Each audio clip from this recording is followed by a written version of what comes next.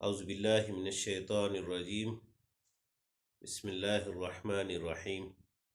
آج کا ہمارا موضوع ہے حضرت ابو بکر صدیق رضی اللہ تعالی عنہ پر اللہ کا ڈر۔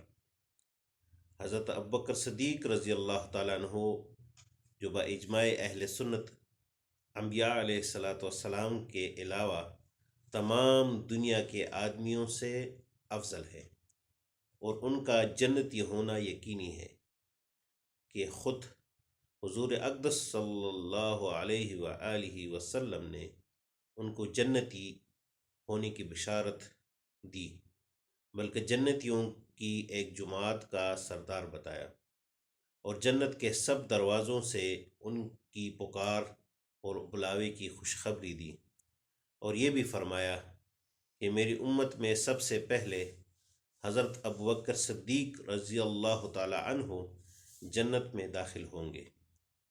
اس سب کے باوجود فرمایا کرتے ہیں کہ کاش میں کوئی درخت ہوتا جو کاٹ دیا جاتا، کبھی فرماتے کاش میں کوئی گھاس ہوتا کہ جانور اس کو کھا لیتے، کبھی فرماتے کاش میں کسی مومن کے بدن کا بال ہوتا۔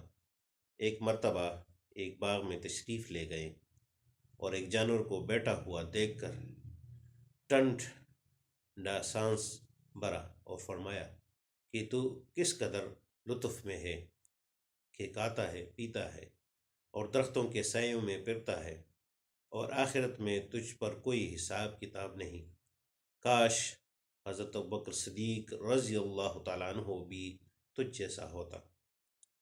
ربیعہ اسلمی رضی اللہ تعالیٰ عنہ کہتے ہیں کہ ایک مرتبہ کسی بات پر مجھ میں اور حضرت ابوبکر صدیق رضی اللہ تعالیٰ عنہ میں کچھ بات بڑھ گئی، اور انہوں نے مجھے کوئی سخت لفظ کہہ دیا جو مجھے ناگوار گزرا۔ فوراً ان کو خیال ہوا، مجھ سے فرمایا کہ تو بھی مجھے کہہ دے تاکہ بدلہ ہو جائے۔ میں نے کہنے سے انکار کیا تو انہوں نے فرمایا کہ یا تو کہہ لو ورنہ میں حضور صلی اللہ علیہ وآلہ وسلم سے جا کر عرض کروں گا۔ میں نے اس پر بھی جوابی لفظ کہنے سے انکار کیا۔ وہ اٹھ کر چلے گئے۔ بنو اسلم کے کچھ لوگ آئے اور کہنے لگے کہ یہ بھی اچھی بات ہے کہ خود ہی تو زیادتی کی اور خود ہی الٹی حضور صلی اللہ علیہ وآلہ وسلم سے شکایت کرے۔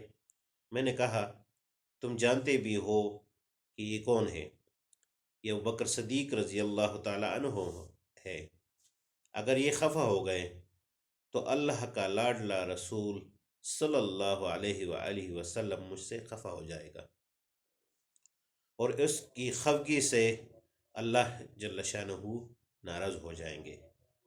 تو ربیعہ کی ہلاکت میں کیا تردد ہے؟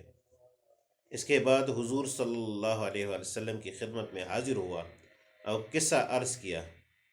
حضور صلی اللہ علیہ وسلم نے فرمایا کہ ٹھیک ہے، تجھے جواب میں اور بدلے میں کہنا نہیں چاہیے، البتہ اس کے بدلے میں یوں کہہ کر اے ابو بکر اللہ تمہیں معاف فرمائے۔